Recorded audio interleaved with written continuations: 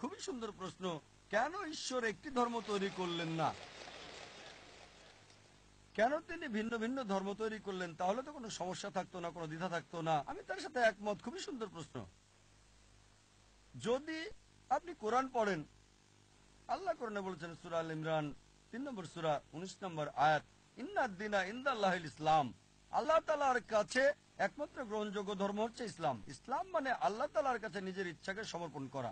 যদি আপনি সবগুলো ধর্ম দেখেন, সর্বশক্তিমান ঈশ্বর নবী বা রাসূল প্রেরণ করেছেন এক ধর্ম প্রচারের জন্য। সকল নবী রাসূল আদম আলাইহিস সালাম থেকে শুরু করে নূহ, মুসা, ঈসা, মুহাম্মদ সাল্লাল্লাহু আলাইহি সাল্লাম, সকল নবীগণই আর আমাদের নবী বলেছেন এ পর্যন্ত ১,২৪,০০০ নবী রাসূল এই পৃথিবীতে প্রেরণ কাছে পবিত্র কোরআনে সূরা ফাতির ৩৫ নম্বর সূরা ২৪ নম্বর আয়াতে, এমন কোন জাতি বা গোত্র নেই যাদের কাছে সতর্ককারী প্রেরণ করা হয়নি। আল্লাহ বলেন সূরা রাদ ১৩ নম্বর সূরা ৭ নম্বর আয়াত, প্রত্যেক জাতির কাছে সতর্ককারী প্রেরণ করা হয়েছে। ভাই, সকল নবীগণ যারা এসেছিলেন তারা কেবল সর্বশক্তিমান ঈশ্বরের কাছে নিজের ইচ্ছাকে সমর্পণের কথাই শিখিয়েছেন। মূল কথা যা সকল নবীগণই শিক্ষা দিয়েছেন, একত্ববাদের কথা বলেছেন। তিনি কাউকে জন্ম দেননি, তার কোনো মা নেই, তার কোনো বাবা নেই, তিনি কেবল একক, তার মতো কোনো কিছু নেই। আর সময়ের স্রোতে পূর্ববর্তী নবীগণ যা প্রচার করেছেন তা পরিবর্তন হয়েছে। লেকচারে আমি বলেছি প্রায় সব ধর্মগ্রন্থ যেগুলো কোরআনের আগে এসেছে পরিবর্তিত হয়ে গেছে। আল্লাহ পবিত্র কোরআনে একাধিকবার বলেছেন যদি তিনি চাইতেন তবে সবাইকে আত্মসমর্পণকারী বানাতে পারতেন, মুসলিম বানাতে পারতেন। ভাই, মুসলিম শব্দটাকে ধর্ম মনে করবেন না। ইসলাম শব্দের অর্থ হলো এটা দিন, একটা জীবন ব্যবস্থা, নিজের ইচ্ছাকে সমর্পণ করা। আর মুসলিম মানে এরকম নাম থাকা নয় যে আব্দুল্লাহ, জাকির, সুলতান। মুসলিম হলো যে নিজের ইচ্ছাকে আল্লাহর কাছে সমর্পণ করে। যদি আপনার ইচ্ছাকে আল্লাহর কাছে সমর্পণ করেন তাহলে আমি আপনাকে বলবো মুসলিম। সুতরাং শুধু এই লেভেল দেখবেন না যে জাকির, সুলতান, আব্দুল্লাহ। আরবিতে মুসলিম মানে যে নিজের ইচ্ছাকে সমর্পণ করে। যদি কেউ নিজের ইচ্ছাকে সমর্পণ করে তিনি একজন মুসলিম। সুতরাং সকল নবীগণই শিক্ষা দিয়েছেন যে আমাদের ইচ্ছাকে সমর্পণ করতে হবে। সবাই এক ঈশ্বরের কথা শিক্ষা দিয়েছেন, সবাই তাওহীদ শিক্ষা দিয়েছেন। কিন্তু সময়ের আবর্তে সব গ্রন্থই পরিবর্তন হয়ে গেছে। এই কারণে সর্বশক্তিমান ঈশ্বর সর্বশেষ এবং চূড়ান্ত নবী মুহাম্মদ সাল্লাল্লাহু আলাইহি ওয়াসাল্লামকে প্রেরণ করেছেন এবং সর্বশেষ ও চূড়ান্ত বার্তা পবিত্র কোরআন। সকল নবী যারা মুহাম্মদ সাল্লাল্লাহু আলাইহি ওয়াসাল্লামের আগে এসেছিলেন এবং সকল গ্রন্থ যেগুলো কোরআনের আগে এসেছিল সেগুলো শুধু সেই সময়কার লোকদের জন্য এসেছিল। কোরআনের 4টির নাম উল্লেখ আছে, তাওরাত, জবুর, ইনজিল এবং কোরআন। তাওরাত হলো সেই ওহী বা ঈশ্বরের বাণী যা মুসা আলাইহিস সালামকে দেওয়া হয়েছিল। জবুর ঈশ্বরের পক্ষ থেকে দাউদ আলাইহিস সালামকে দেওয়া হয়েছিল।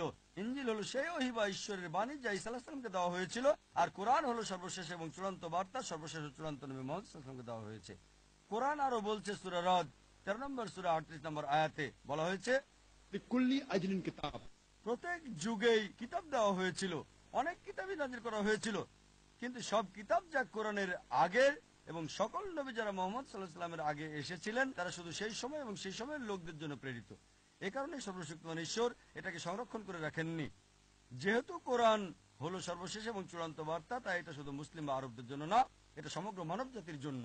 এবং নবী মুহাম্মদ শুধু আরব বা মুসলিমদের জন্য নয়, তাকে প্রেরণ করা হয়েছে সমগ্র মানব জাতির জন্য। আর এই কারণে তার কথা উল্লেখ আছে বিশ্বের প্রধান প্রধান ধর্মগ্রন্থগুলোতে।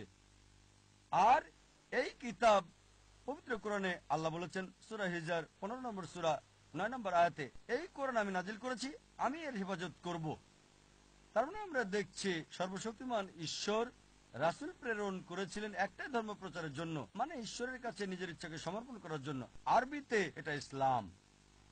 যীশু খ্রিস্ট কখনোই খ্রিস্টান ধর্ম প্রচার করতে আসেননি। খ্রিস্টান শব্দটি যে বাইবেলে নেই এটা কি আপনি জানেন? পুরো বাইবেলে খ্রিস্টান শব্দটি খুঁজে পাবেন না। তিনি খ্রিস্টান ধর্ম প্রচার করেননি। খ্রিস্টান শব্দটা দ্বারা মূলত অ্যান্টিওয়াকে যিশুর অনুসারীদের বোঝাতো বুক অফ অ্যাক্টসে আছে, ডাক নাম। সুতরাং যীশু খ্রিস্ট ইসলাম প্রচার করেছেন। এটা আছে গসপেল অফ জন অধ্যায় 5 অনুচ্ছেদ 30। যীশু খ্রিস্ট বলেছেন যে আমার ইচ্ছায় নয়, আমার পিতার ইচ্ছায়, প্রভুর ইচ্ছায়। আরবিতে বললে তিনি ইসলাম প্রচার করেছিলেন। একইভাবে যদি ভগবদ গীতা পড়েন, শ্রীকৃষ্ণ বলছে ঈশ্বরের কাছে তোমাদের ইচ্ছাকে সমর্পণ করো। যদি আরবিতে বলেন তিনি বলছেন আপনাকে ইসলাম মানতে।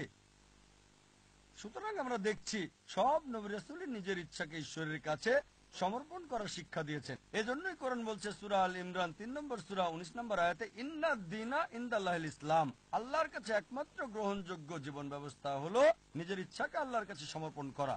আমাদের উচিত ধর্মগ্রন্থে ফিরে যাওয়া, সর্বশক্তিমান ঈশ্বরের নির্দেশে ফিরে যাওয়া এবং নিজের ইচ্ছাকে ঈশ্বরের নির্দেশের কাছে সমর্পণ করুন। তাহলে আপনি সত্য পথে থাকবেন। আশা করি উত্তরটা পেয়েছেন।